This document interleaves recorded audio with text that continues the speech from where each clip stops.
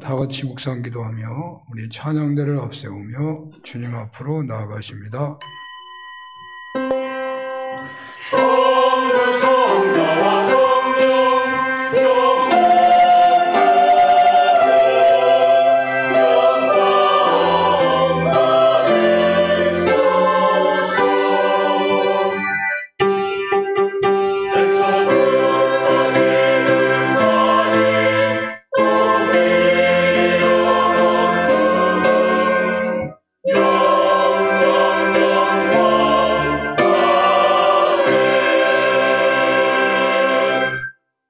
만물을 그 발 아래에 복종하게 하시고 그를 만물 위에 교회의 머리로 삼으셨느니라. 교회는 그의 몸이니 만물 안에서 만물을 충만하게 하시는 이의 충만함이니라. 아멘. 창조 질서에 따라 아름다운 계절을 주신 하나님 아버지, 구원받은 자들의 찬송을 받기에 합당하신 예수님, 이 모든 것을 믿게 하시고 교회를 세워주시고 천국과 부활을 소망하며 예배드리게 하시는 성령님, 감사와 찬양을 돌립니다. 이 시간 사는 교회가 교회당에서 처소처소에서 정성을 다하여 예배 드리나이다. 한 사람 한 사람 소원을 받아주시고 치료의 광선으로 역사하여 주시고 말씀을 계시하여 주시고 주님 품 안에서 안식 누리게 하여 주시옵소서. 예수님 이름으로 기도합니다. 아멘.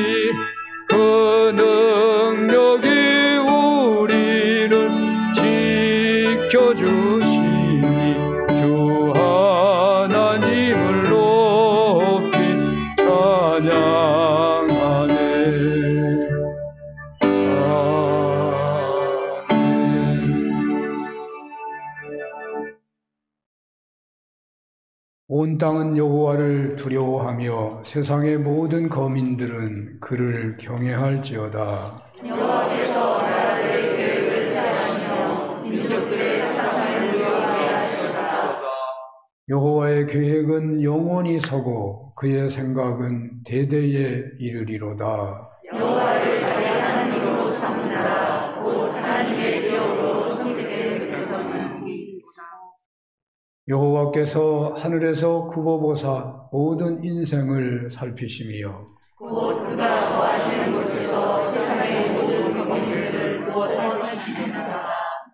많은 군대로 구원 얻은 왕이 없으며 용사가 힘이 세어도 스스로 원하지 못하는도다. 여호와는 그를 경외하는 자 곧 그의 인자하심을 바라는 자를 살피사 그들의 영혼을 상하게 되시며 그들의 민족들의 살피시니라. 우리 영혼이 여호와를 바라며 그는 우리의 도움과 방패시로다. 여호와여 우리가 주께 말한 대로 주의 인자하심을 우리에게 베푸소서.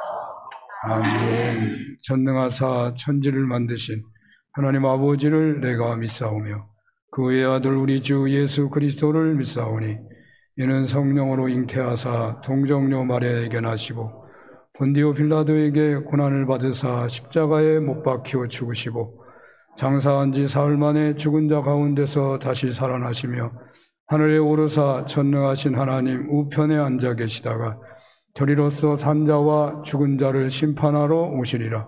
성령을 믿사오며 거룩한 공회와 성도가 서로 교통하는 것과 죄를 사하여 주시는 것과 몸이 다시 사는 것과 영원히 사는 것을 믿사옵나이다. 아멘.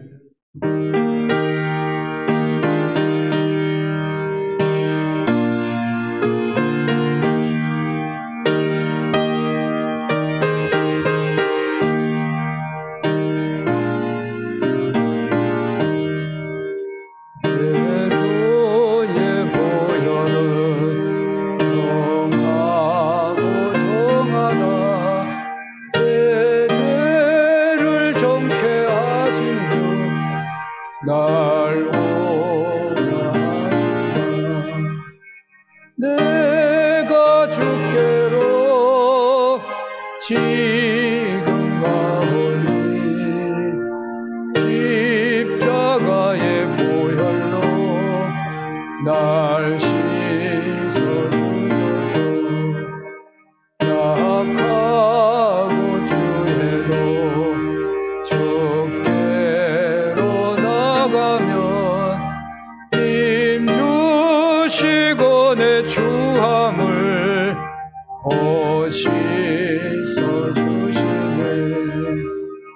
내가 주께로 지금 가오니 십자가의 보혈로 날 씻어주소서.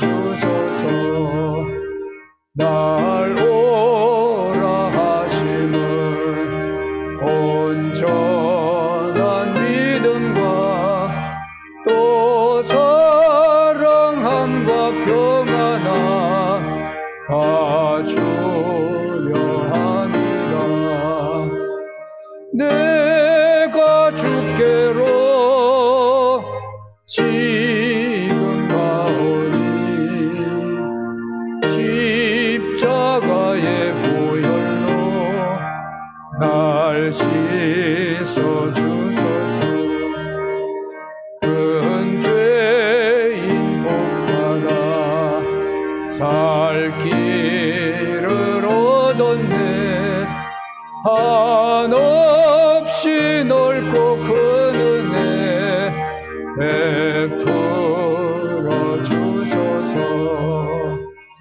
내가 주께로 지금 가오니 십자가의 보혈로 날 씻어주소서. 그 피가 마음속에 큰 증거 됩니다. 내 기도 소리 들어서 다 허락하소서. 내가 주께로 지금 가오니 십자가의 보혈로 날 씻어주소서.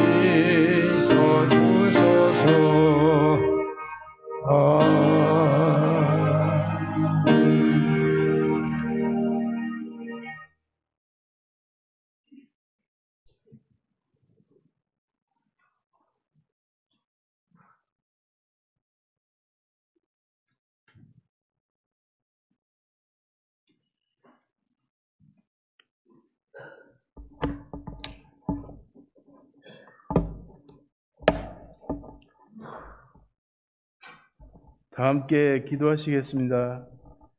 사랑과 은혜가 많으신 하나님 아버지, 오늘 주일을 맞아 주님께 찬송하며 예배드리는 아름다운 시간을 주셔서 감사드립니다. 한 주간도 우리와 동행하셔서 우리의 삶을 지키고 이끌어 주신 은혜에 감사드립니다. 주일을 기억하고 주일을 성수하기 위해 고대하고 기대한 많은 성도들이 이곳 교회에 모여 주님께 드리는 이 예배 속에서 마음의 기쁨과 평화를 주시고 주님의 임재를 체험할 수 있는 시간이 되게 하옵소서. 세상의 수많은 사건 속에서 예기치 못한 수많은 일들 중에서 늘 불안과 공포를 갖고 사는 저희들에게, 그리고 참 그리스도인으로 살아가고자 다짐하며 사는 저희들의 마음속에 화평과 감사의 마음을 주시옵소서.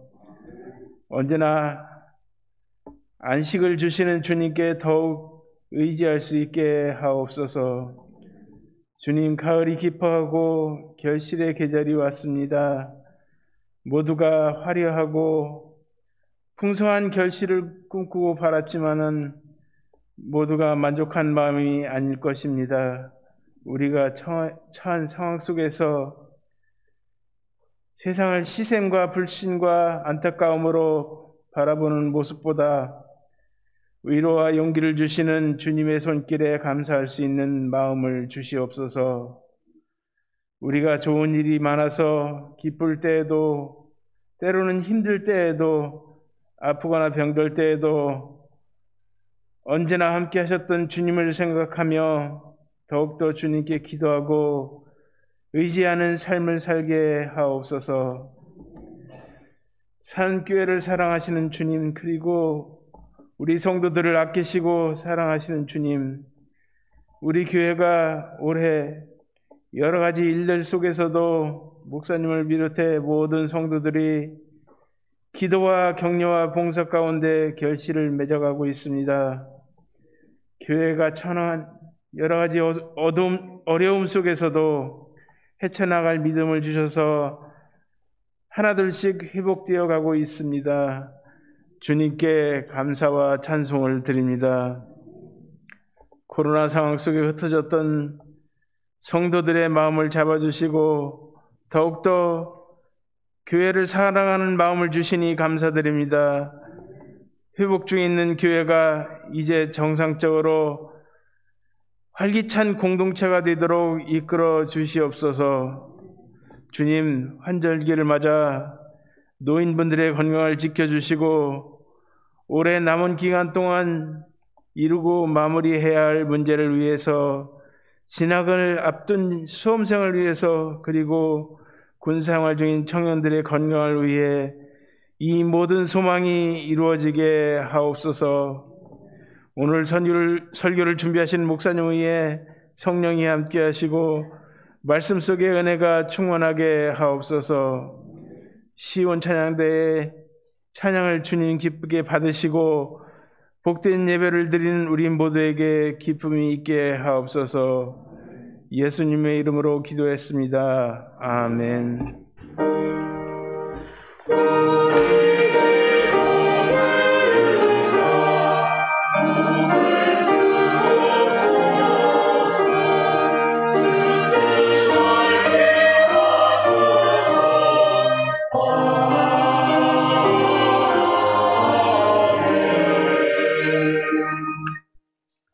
성경 말씀은 시편 6편입니다.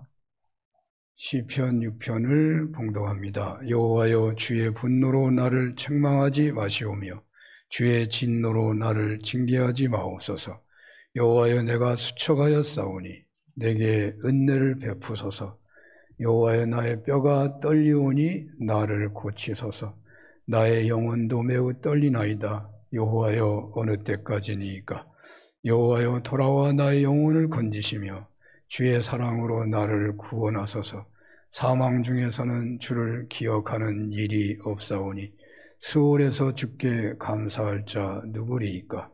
내가 탄식함으로 피곤하여 밤마다 눈물로 내 침상을 띄우며 내 요를 적시나이다. 내 눈이 근심으로 말미암아 쇠하며 내 모든 대적으로 말미암아 어두워졌나이다. 악을 행하는 너희는 다 나를 떠나라.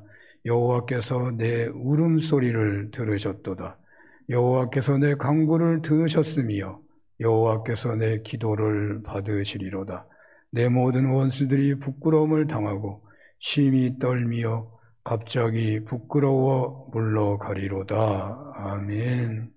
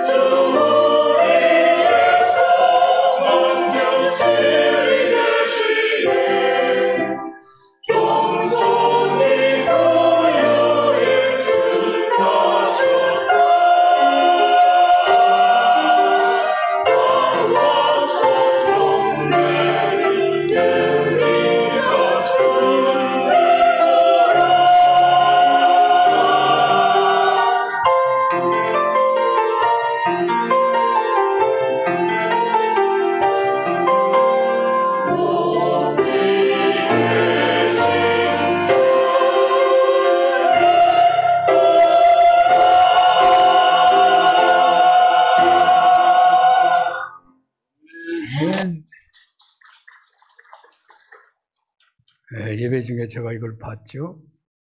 가사가 잘 안 보여서 찬양하는데 가사가 다가오지 않으면 저는 은혜가 잘 안 돼요. 여러분들은 찬양할 때 저기 자막에 뜰 때 그 가사를 보시나요? 가사를 꼭 보셔요. 왜냐하면 우리가 잘하는 찬양은 그냥 가사가 기억이 되지만 찬양대의 특별 찬양은 가사가 사실은 잘 안 들어와요. 음만 들어올 가능성이 많아요. 이게 막혀서 그런가 더 안 들려, 저는. 그러니까 여러분들 예배 때 집중하시라고, 제가 이거 절대로 보는 사람이 아니거든요. 가사를 보려고. 여러분 가사를 꼭 보시면 좋겠습니다. 그래서 찬양대의 찬양은 대표하는 거지 대신하는 거 아니에요. 우리는 입 다물고 있고 저분들만 하는 거라고 생각하지 마시고 우리가 다 찬양의 자리에 서는 것입니다. 그러니까 가사를 보면서 찬양하는, 찬양 중에 하나님이 계신다고 그러잖아요. 하나님은 찬양 중에 그 찬양을 먼저 하는 거예요. 예배 드릴 때. 본래가 전통적인 초기 교회는 찬양부터 예배하는 거예요. 그러다 보니까 요즘에 특별 예배 중에 찬양 예배 같은 게 있잖아요. 그게 본래 초기 예배를 닮아가려고 하는 거예요. 영이라고 하는 것은 지식으로만 오시는 게 아니고 지식과 우리 몸이 다 이렇게 반응을 해야 하나님의 영이 충만하게 임하기 때문에 그런 거예요. 찬양할 때는 머리도 돌아가고 마음도 움직이는 거거든요. 그러니까 찬양하면서 하나님 앞에 서는 것이고, 찬양할 때 막 내가 치료되기를 원합니다 생각하는 거죠. 하나님, 내 소원이 응답되기를 원합니다. 하나님, 내가 세상에서 맛보지 못한 하나님 나라 맛보게 해달라고 찬양하면서, 그리고 정말로 나에게 감사가 있기를 원한다고, 주님의 사랑을 알기를 원한다고, 주님이 나를 얼마나 사랑한다고 그러셔서 내가 구원받은 건데, 다시 한번 내가 살기 어려운데 주님의 사랑을 확인하기를 원한다고, 그러면서 찬양하는 거예요. 그러면서 하나님이 오시고. 네. 여러분의 찬양에 언제나 이런 은혜가 있으시기를 바랍니다. 이솝 우화 얘기 잘 아시는데요, 양치기 소년은 더 잘 알죠.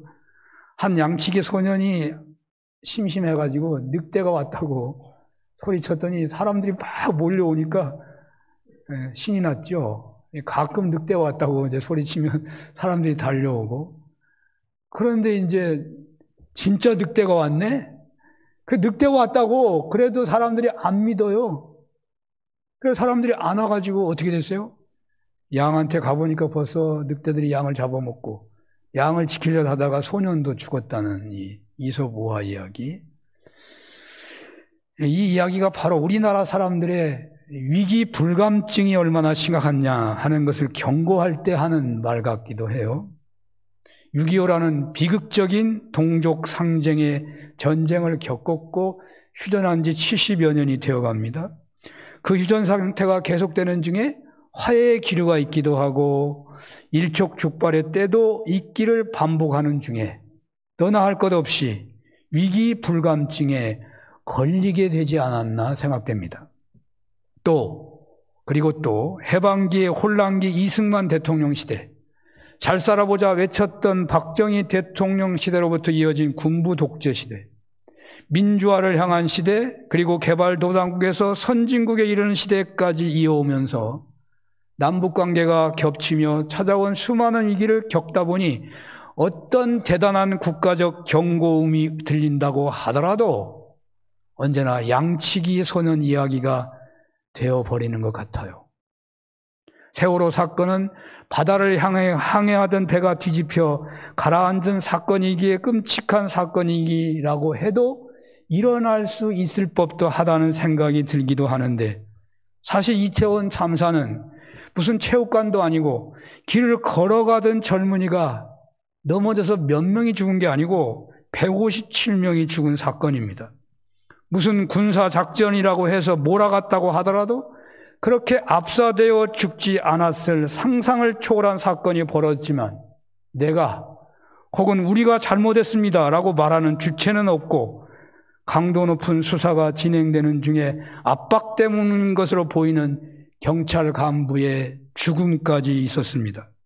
여기에 우크라이나, 러시아의 전쟁, 미중 갈등, 세계 경제 위기는 1920년, 30년대에 있었던 세계 대공황보다도 더한 세계 경제 대폭풍 위기가 도래했다고들 합니다. 진단은 분명 그러한데 오늘 우리들은 이 나라의 안보나 남북 대치나 사회적인 대갈등이나 대공황적인 경제 위기 앞에 서 있다는 것을 직시하는 사람은 없는 것 같아요. 만약에 직시한다면 오늘 교회 오는 사람이 더 많아야 되고요. 새벽에 기도하는 사람이 훨씬 많아야 되잖아요. 옛날보다 더 없어. 더 없어. 혹시 여러분의 마음에 야, 정말 심각하다. 기도해야 되겠다.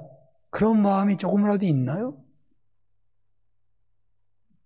전문가들은 세계인들이 1970년대 중국의 개혁개방 이후 거의 일정하게 세계 경제가 성장만을 했던 경험을 했기 때문에 금리조차도 저금리만을 겪어왔기 때문에 여러 차례 작은 위기가 있었던 것처럼 지금도 그렇게 지날 것이라고 보고 있다는 것입니다. 또한 어느 누구도 미래를 부정적으로 보는 것을 싫어하기 때문에 현실을 있는 그대로 말하기보다는 희망적으로만 말을 한다는 것입니다. 아마도 이런 측면이 있기에 우리들은 한국적인 어떤 경험까지 합쳐져서 위기 불감증에 놓이게 되었는지 모릅니다만은 분명한 것은 지금 대위기입니다. 어느 시대에도 겪어보지 못할 폭발 위기가 우리 앞에 와 있는 것입니다. 한국 사회는 경제가 다시 회복된다고 하더라도, 코로나가 물러간다고 하더라도 남북 간이나 여하 간의 대결과 12구 사태 등으로 볼 때 참으로 위기라고 봐야 합니다. 이 이태원 참사에서 국가가 어디 있었느냐 할 때에 국가가 없었다고 대답한 것처럼 총체적 난국인데도 아무렇지도 않다는 듯 말하는 집단과 심각한 문제라고 소리만 지르는 듯한 집단 간의 대립 속에서 그렇게 마구잡이로 시간만 흐르는데 이런 판국의 미래를 그저 괜찮겠지 바라만 보고 있는 듯해서 목회자의 심정으로는 너무나 마음이 무겁습니다. 어찌해야 할까요? 누구의 잘못이라고 해야 할까요? 교회 목회자의 입장에서는 어느 누구의 잘못이라고 하기 전에 1차적인 책임이 교회에 있는 것이다 라고 말하지 않을 수가 없습니다. 만왕의 왕 되신 예수님께서 친히 교회를 만물 위에 두셨다고 하셨습니다. 그리고 예수님은 내가 교회의 몸이다 그렇게 말씀하셨습니다. 교회의 머리시고 교회는 예수님의 몸이다 그러셨습니다. 만왕의 왕 되신 예수님께서 친히 교회를 그렇게 세우셨는데 그 교회는요, 예수님이 몸이기 때문에 만물 안에서 만물을 충만케 하시는 예수님으로 충만한 데가 교회라는 거예요. 교회는 모든 만물을 풍성하고 모든 사람들을 건강하게 만들어 주는 예수님으로 충만한, 예수님의 은혜와 능력으로 충만한 공동체라는 것입니다. 이 말씀대로 한다면 교회 공동체가 세상 한복판에 있는데 그 세상이 위기와 갈등으로 공포에 놓여 있다면 그 사회가 그렇게 된 최고의 문제는 교회에 있다고만 봐야 하지 않겠어요? 교회에 1차적으로 있는 거예요. 교회가 문제가 있다면 교회를 이루고 있는 성도들이 문제가 있다고 해야 하는데 그렇다면 과연 무엇이 문제인 것이겠습니까? 예수님을 믿는다고 하는데 세상에서 빛과 소금이 되지 못해서 말씀대로 살지 못해서 기도가 부족해서 그런 것입니까? 세상이 이렇게 갈등으로 혼돈으로 빠져가는데 뒷짐지고 있어서 그런 것입니까? 제자훈련과 예배가 형식화되어서 봉사를 못해서 믿는 사람들이 사회에서 믿는 자로 살지 못해서 그런 것입니까? 사회가 병들었다면 어디 한 가지가 문제만이라고 말할 수는 없겠지만 오늘날 우리가 가장 우선적으로 기도해야 한다면 무엇을 기도해야 하겠습니까? 이런 질문에 대한 답을 오늘 본문으로 주어진 말씀에서 찾는다면 주님의 말씀을 예배 중에 계시받는다고 할 수 있는 것이기 때문에 저는 오늘 본문을 먼저 보려고 합니다. 1절에서 3절 한번 볼까요? 시작. 여호와여 주의 분노로 나를 책망하지 마시오며 주의 진노로 나를 징계하지 마옵소서. 여호와여 내가 수척하였사오니 내게 은혜를 베푸소서. 여호와여 나의 뼈가 떨리오니 나를 고치소서. 나의 영혼도 매우 떨리나이다. 여호와여 어느 때까지니까? 다윗은요, 나라가 혼란하니까 여호와여 나에게 분노를, 나를 책망하지 마시고 나를 징계하지 말아주세요. 내 뼈가 떨리고 내 영혼이 떨리나이다. 그렇게 말하고 있어요. 그렇게 참회하고 있는 거죠. 이 시가 참회시거든요. 다윗의 유명한 참회시. 참회시, 시편 중에 최고로 우수하다고 할 수 있고 놀랍다고 할 수 있는 참회시. 제일 첫 번째로 나오는 참회시예요. 왜 우리에게 이 참회시를 주시는 것입니까? 설교자가 이 시대를 위기라고 진단하고 있는데 왜 하나님께서는 이 참회시를 우리에게 주시는 것입니까? 참회하라는 말이죠. 그 이유가 너에게 있으니까, 너희 교회에 있으니까 참여하라는 거 아니에요? 이 참회 시의 배경은 대체로 다윗이 밧세바와 간음하고 우리아를 살해한 후에 하나님의 징계를 받는 중이거나 받고 난 후에 쓴 시라고 알려져 있어요.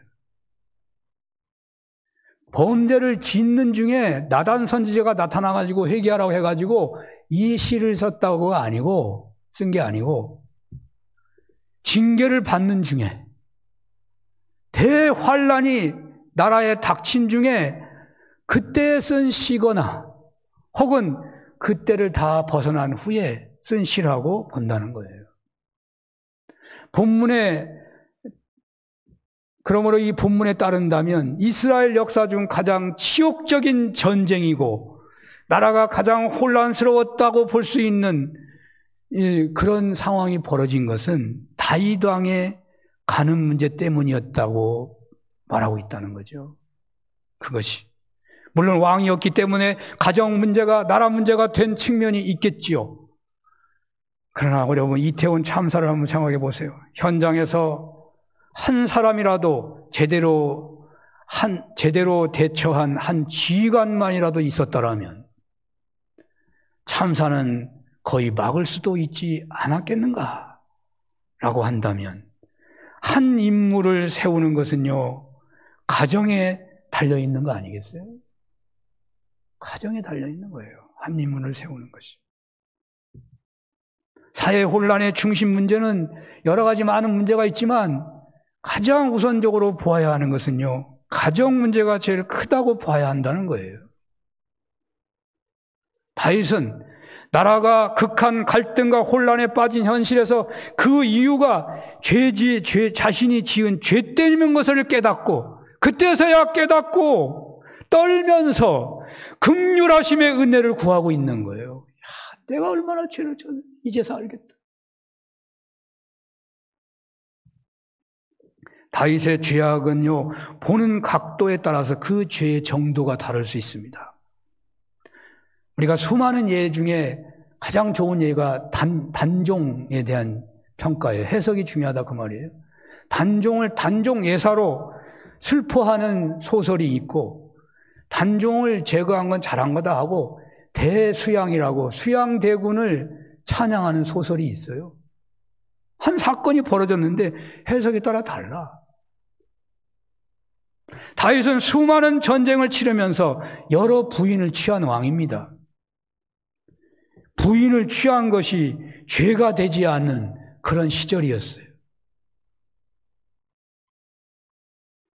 물론 밧세바는 남편이 있는 사람이고 그래서 간음이고 또 우리아를 간계를 써서 죽게 하여 밧세바를 취한 것이기에 큰 죄악이죠. 그러나 전쟁을 통해서 부인들을 취할 수 있는 배경에 익숙한 현실에서 다윗은 그 죄악을 가볍게 여겼을지도 모릅니다. 사실 다윗은 나단 선지자가 직접 그 죄악을 지적할 때까지 덮어두고 있었지 않았습니까? 성군 다윗 왕에게 그런 죄악을 드러낼 수 없었는지, 혹은 전혀 알려지지 않게 다윗이 완전 범죄를 저질렀는지도 모르는 일이에요. 제가 설교하면서 그렇게 설교한 기억이 있어요. 완전 범죄를 하려고 애를 쓴 거예요. 그렇잖아요. 그러니까 술을 취약해가지고 자꾸 집으로 보낸 거죠. 완전 범죄를 만들려고. 그리고 우리아를 직접 죽였습니까? 전쟁에서 죽었어요. 그러니까 누가 죽였는지도 아무도 모르죠. 전쟁터에서 죽었는데.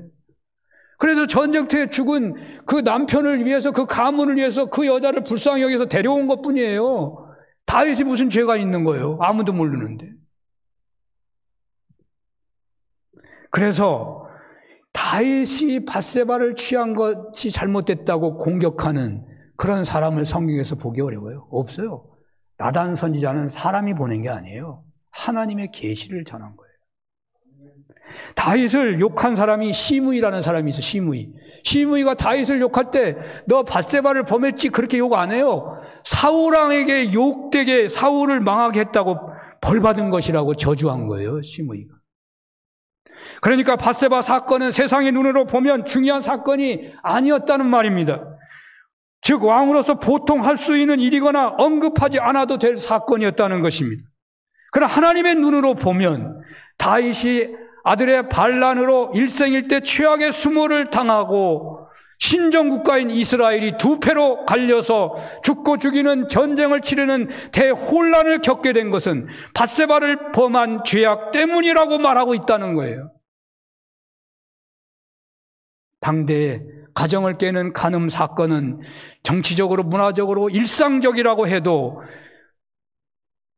주님의 시각으로는 엄청난 죄라는 것이죠.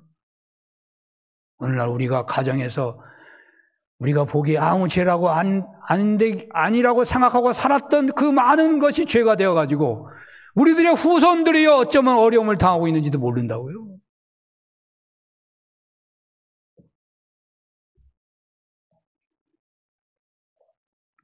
그가 아들의 반란으로 처참한 신세가 되었을 때야 비로소 나단 선지자 예언대로 자신이 간음죄를 지은 것이 그렇게도 심각한 죄라는 것을 비로소 깨닫고 뼈가 떨리고 영혼이 떨리는 두려움에 처하게 되었다는 것이 이 시의 첫 번째, 두 번째, 세 번째 절에 나온 얘기예요.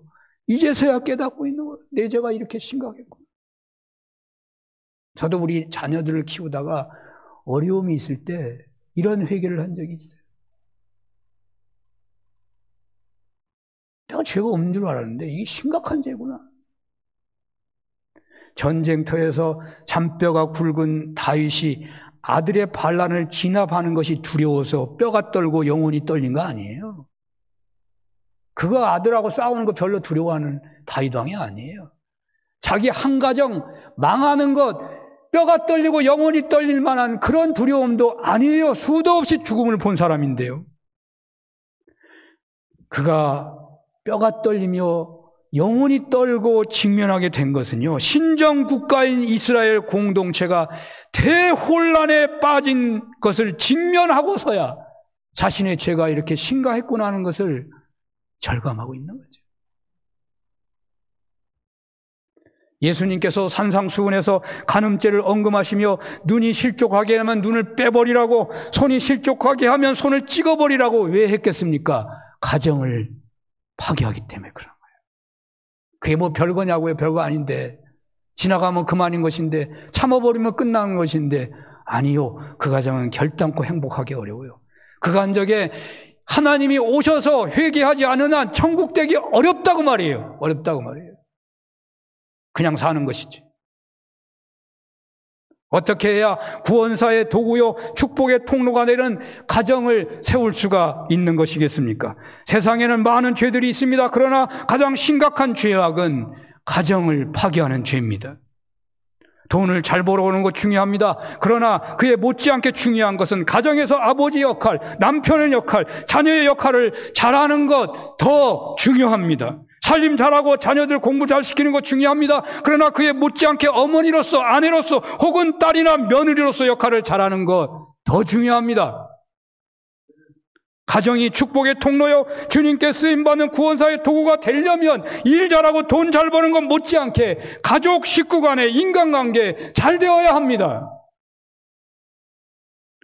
평택에서 들은 얘기라 좀 이따 없이 하는 얘기일지도 모르겠는데요, 하도 특이해서 한 직장인이 회사의 옥상에 올라가가지고 떨어져서 죽었어요.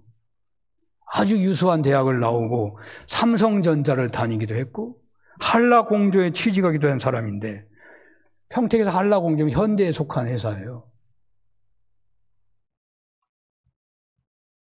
그런데 직장을 1년, 2년도 못 건디고 그냥 옮겨 다녀요. 3번째로 직장을 옮겼어요. 근데 직장 생활을 못하는 거 너무 힘들어서 동료들한테 내가 죽을지도 모르겠다고 문자를 보내는데 사람들이 믿지를 않는 거죠. 저렇게 똑똑하고 잘 나가고 있는데 설마 자살하려고? 그 사건이 일어난 후에 그 아버지가 나타나서 내 아들은 절대로 자살할 애가 아니다 하고 변호사를 사가지고 회사에 소송전을 벌였다고 그러는데요. 그 아버지 얘기가 이런 말이 있습니다.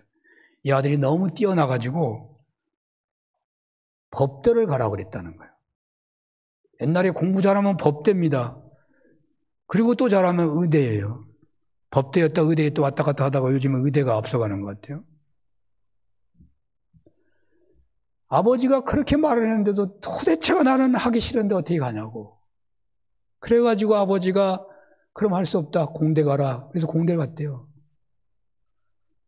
왜냐하면 법대 다음에 공대, 그러니까 법대보다는 공대가 낫다 해서 공대를 갔는데 공대를 또 우수한 실력으로 졸업하고 취직이 된 거 아니에요. 그런데 자기한테 안 맞는 거예요. 전혀 안 맞는 거예요. 자기는 역사 공부를 하고 싶은데 역사는요 점수가 낮아도 잘 들어가요. 그러니까 난 다니기 싫다는 거예요. 그 회사가. 그만두려고 하는데 벌써 2번을 그만뒀는데 아버지한테 얘기하고 차마 3번째 그만둔다고 말을 못했대요. 무서워서. 며칠을 고민하다가 집에 가서 아버지에게 그만둔다고 말을 하려고 갔다가 말 못하고 다음날 옥상에 올라가서 뛰어내렸다는 거예요. 27살이에요. 그렇게 죽었어요. 실력이 있으면 뭐 하겠습니까? 아니, 우리 아들은 뛰어내리지 않았는데요. 우리 딸은 뛰어내리지 않았는데요. 여러분, 뛰어내리지 않으면 아무 문제 없다고 생각하세요?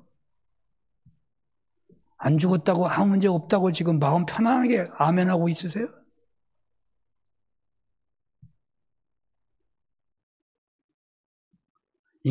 가정에서 인간관계가 깨진다면, 특히 믿는 사람들이 가정에서 하나님 나라를 맛보지 못한다면,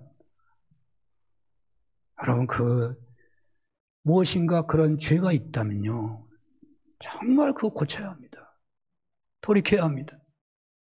오늘날 대부분의 기성세대들은 제가 보기에 문제의 가정에서 태어났다고 봐야 할지도 모릅니다. 기성세보다 또 위에 있는 노년층들은 거의 대부분 다 그런 가운데서 태어났다고 봐야 돼요. 왜냐하면 피폐한 조선 말기와 일제강점기를 보냈고 비극적인 동족 상쟁의 전쟁을 겪었습니다.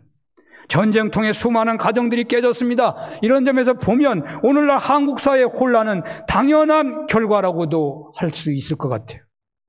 저는 제 자신을 병자로 봅니다.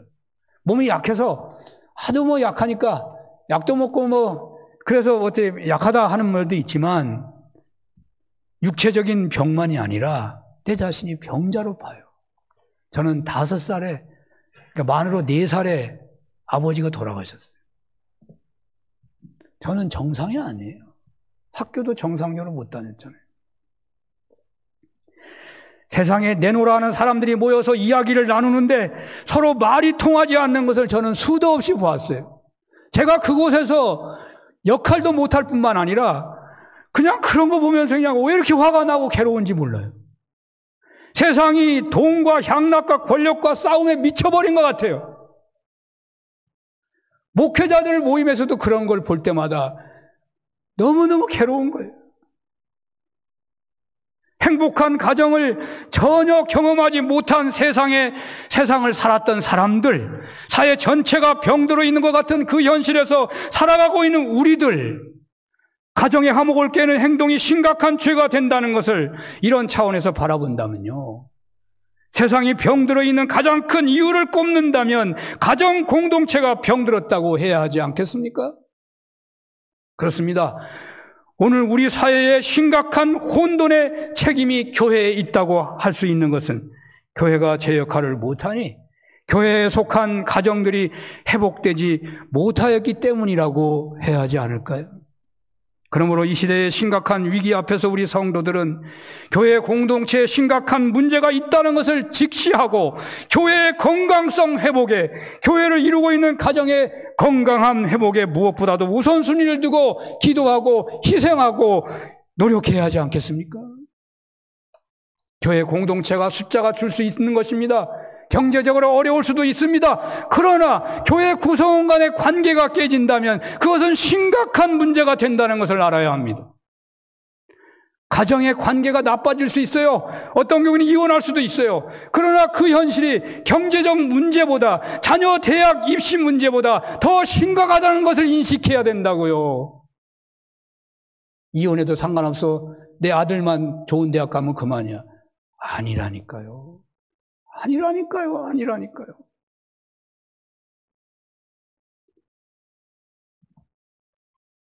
그러나 그 현실이 경제적인 문제보다 자녀 대학 입시 문제보다 더 심각하게 생각하지 않는 그 현실. 우리가 얼마나 가정 때문에 통곡해야 될지 모르는 그 현실이 우리에게 있다고요.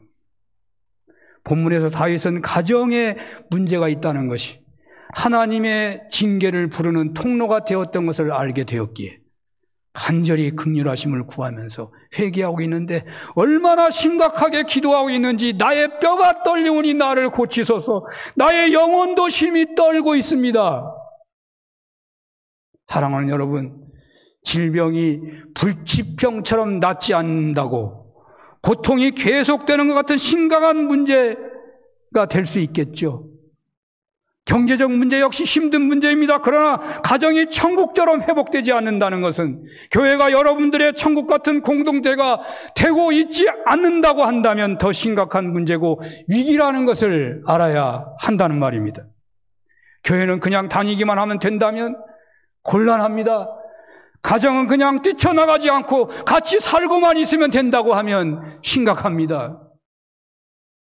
가정과 교회는 언제나 이 세상에서 맛볼 수 있는 천국의 예표 같은 공동체인 것입니다. 부단히 신앙인들은 노력하고 희생하고 헌신하고 기도해야 합니다. 가정에서, 교회 공동체에서 천국을 맛보기 위해서 내가 어떻게 해야 하겠습니까? 하나님께 묻고 응답받아서 제일 우선적으로 순종해야 한다는 말입니다. 여러분의 가정이, 여러분이 섬기는 교회가 여러분의 신앙생활에서 천국을 맛보는 것이 가장 중요하다는 것을 아시고 어떻게 하면 좋겠느냐고 주님께 물으시고 주님이 감동을 주는 대로 가장 우선적으로 순종해야 한다는 말 아니에요? 오늘 본문에서 다윗은 국가적 위기 앞에서 그 위기가 가정을 깨는 간음죄에서 문제가 있었다는 것을 절감해요. 그래서 뼈가 떨리고 막 영혼이 떨린다고 하면서 그 다음에 다윗이 취한 행동이 뭔지 아십니까? 6절에서 8절 봅니다. 내가 탄식함으로 피곤하여 밤마다 눈물로 내 침상을 띄우며 내 요를 적시나이다. 내 눈이 근심으로 말미암아 쇠하며 내 모든 대적으로 말미암아 어두워졌나이다. 악을 행하는 너희는 다 나를 떠나라. 여호와께서 내 울음소리를 들으셨도다. 아멘. 다윗은 가정 파괴의 죄악으로 뼈와 영혼이 떨 정도로 두렵고 고통스러운 현실에 직면하면서 이제는 눈물로 침상을 띄우며 회개하고 있다니까요. 회개하고 돌이키고 있는 거예요. 병든 습관과 상처를 가지고 있는 경우가 많고 세상에는 가정을 무너뜨리려는 온갖 유혹들이 난무하고 있는데 어떻게 하나님의 축복의 통로가 되고 구원의 도구가 되는 천국 가정을 세울 수가 있겠습니까? 먼저 가정을 파괴하는 것이 가장 큰 죄인 것을 인식하고 이해하고 믿어야 돼요.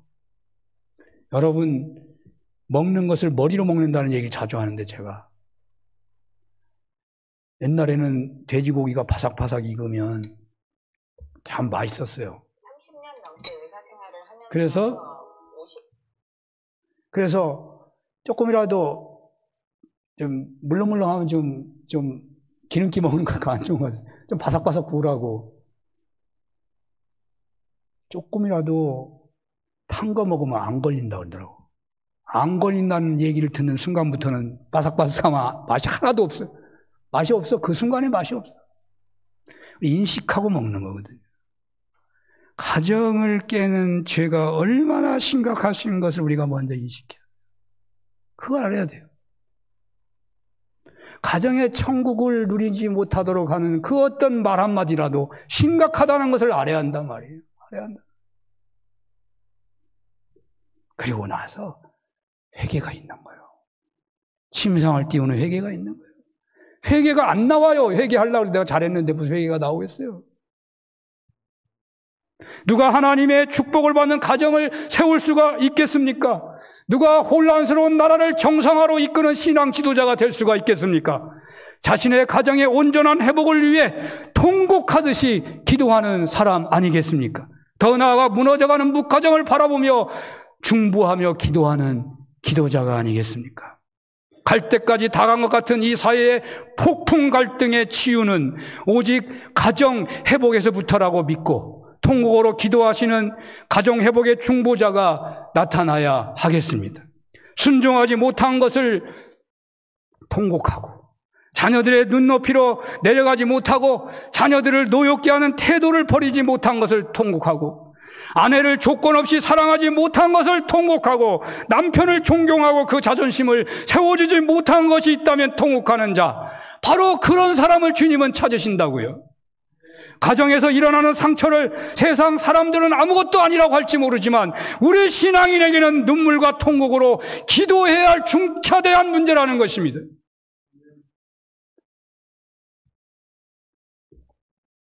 오늘 성경은 가정을 파괴하는 죄를 따지고 있어요.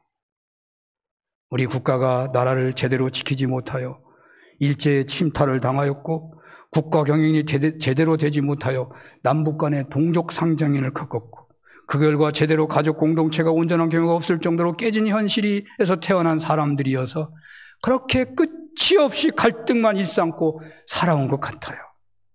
가정이 온전하였더라면 이 비극을 막을 만한 인물들이 등장했을 것이고 혹 위기를 맞이했다 하더라도 그런 인물들이나 그런 가치관으로 위기를 극복하는 데 더 나은 사회 윤리가 세워지지도 않았을까.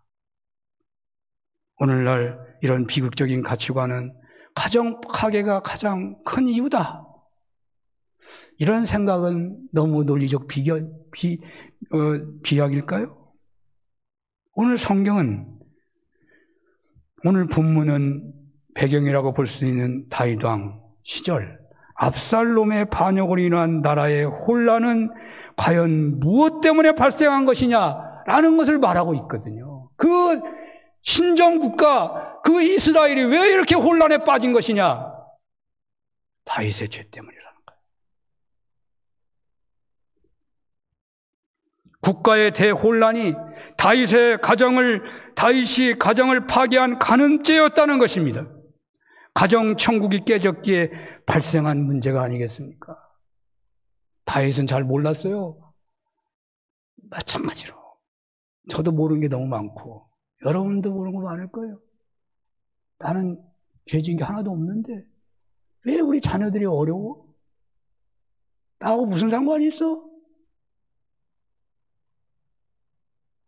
부모 자녀는 정말 상관이 있습니다. 결정적인 겁니다. 전기줄 같아요. 전기줄 끊어지면 아무것도 안 들어와요. 전기줄 끊어지면요, 전기불 절대로 안 들어와요. 부모가 앞에 줄이라고요, 줄. 가정 천국이 깨졌기 때문에 발생한 문제예요. 누가 깼습니까? 어떻게 기도해야 하겠습니까? 국가적인 대위기를 눈앞에 두고 있습니다. 신앙인은 이런 위기에 직면하여 교회와 가정의 위기를 볼 수 있어야 하는 것입니다. 이 가을에 오늘 본문의 다윗의 기도가 여러분들의 기도가 되었으면 좋겠습니다. 자신의 가정만 보지 마시고 교회 공동체 안에 살펴보게 되는 이웃 가정들까지 중보하며 기도해야 하겠습니다. 천국을 맛볼 수 있는 교회 공동체가 되게 해달라고, 천국을 누릴 수 있는 가정 공동체가 되게 해달라고 침상을 띄우듯이 한 통절한 기도가 이 가을에 사는 교회에 충만하시기를 축원합니다. 기도하겠습니다. 주님, 이 가을에 기도자들 되게 하옵소서. 다윗의 눈물로 가정과 교회 공동체를 위해 기도하는 저희들 되게 하옵소서. 예수님 이름으로 기도합니다. 아멘.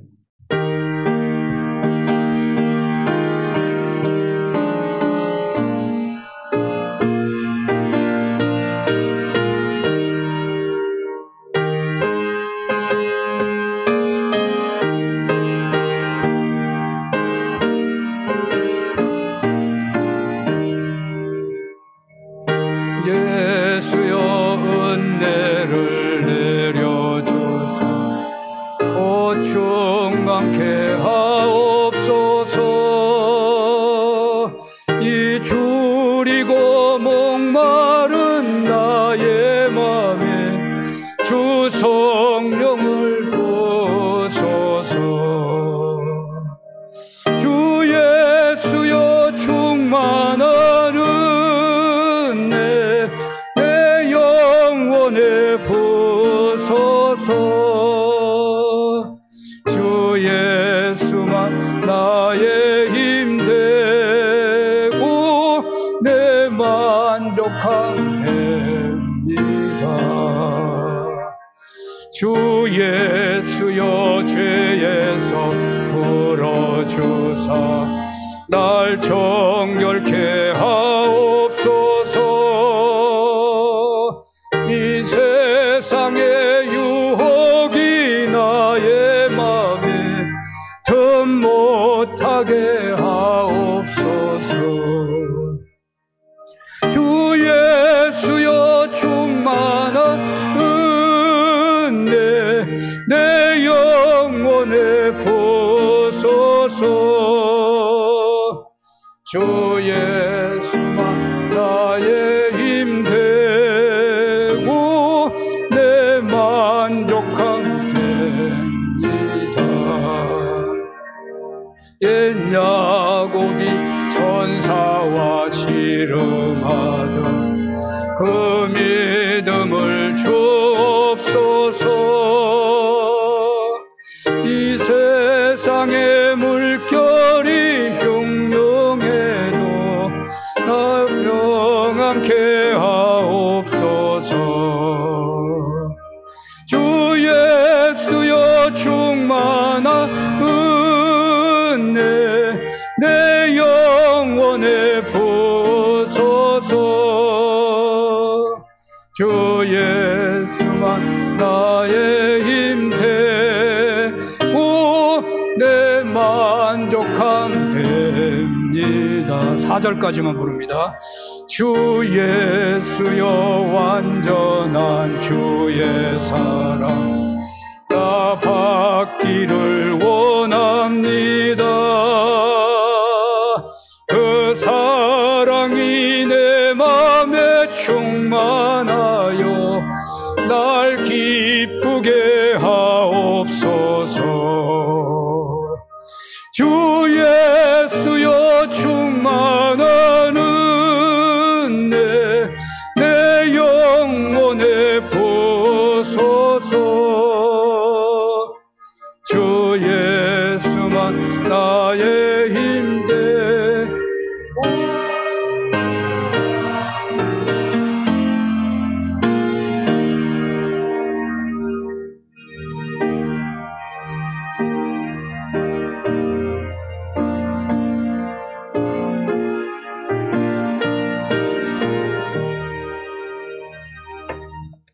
할렐루야. 하나님 아버지, 우리의 몸을 드리는 고백으로 물질을 성별합니다. 11조와 감사와 주일헌금, 기관헌금, 1000번째 성경헌금, 모퉁이헌금, 건축헌금을 드리나이다. 아버지와 불주의 권능의 손으로 친히 경영하여 주시고 고비고비 위기가 더 감사가 되는 열매가 있게 하시고 주여 분주하고 하나님 연약한 가운데 있다 하더라도 주님이 쓰시겠다 할 때마다 기쁘게 쓰임받는 손길들이 되게 하여 주시옵소서. 예배를 돕는 모든 정성을 받아주시기를 원하옵고 예수님 이름으로 기도합니다. 아멘. 다음 주일 추수감사주일인데 감사할 게 없다고 고민하게 되겠네요. 첫 추수감사절 메이플라워를 타고 갔던 사람들, 그들은 세상적으로 보면 감사할 게 하나도 없는 사람이죠. 단 하나 신앙생활을 잘하게 되었다라는 것이었습니다. 그러니까 예수를 잘 믿을 수 있는 환경이 있다면 감사할 수 있겠죠. 그들의 감사가 우리의 감사가 되는 추수감사절 됐으면 좋겠습니다. 감사절을 앞두고 토요일 날 청소했으면 하고요. 연락처가 바뀐 분들은 알려주시기 바라고 기관들 총회를 어떻게 해야 되는지, 총회는 하지 않아도 뭐 될지도 모르겠는데 각 기관이 알아서 하시는데 조직은 꼭 해주시기 바랍니다. 조직은 해야 내년 정상화 때 우리가 기관 활동을 하지 않겠어요? 부탁합니다. 12월 초까지 각 기관 조직을 해주시기를 부탁합니다. 오늘 여신도에 2차 분당지구의 실행위원회가 저희 교회에서 있습니다. 관심과 참여 부탁합니다. 주로근획교회 헌당 예배가 오늘 있습니다. 특별기도 부탁합니다. 목자, 부목자 기관장 회의 결과 여러분 봉사자 모집을 하고 있습니다. 교회 정상화에, 교회가 천국되는 그 정상화에 여러분 기도하며 함께해 주시기 바라는데요. 남신도도 환영합니다. 저도 할 용의가 있거든요. 남자분이 한두 분만 있어도 할 수 있을 것 같습니다. 함영인 집사님 귀국했습니다. 박수로 환영하겠습니다. 다 같이 일어나시겠습니다.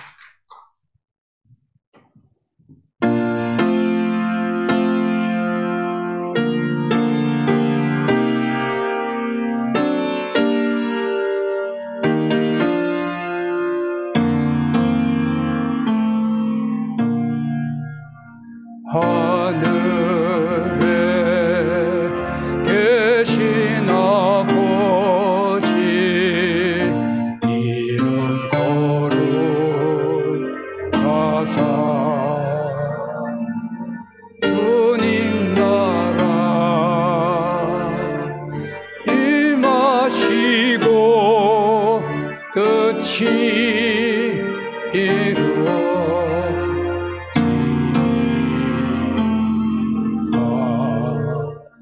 일용할 양식 주시고 우리들의 큰 죄 다 용서하옵시고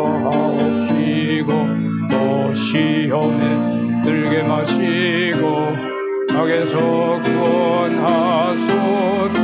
대개 주의 나라 주의 권세 주의 영원히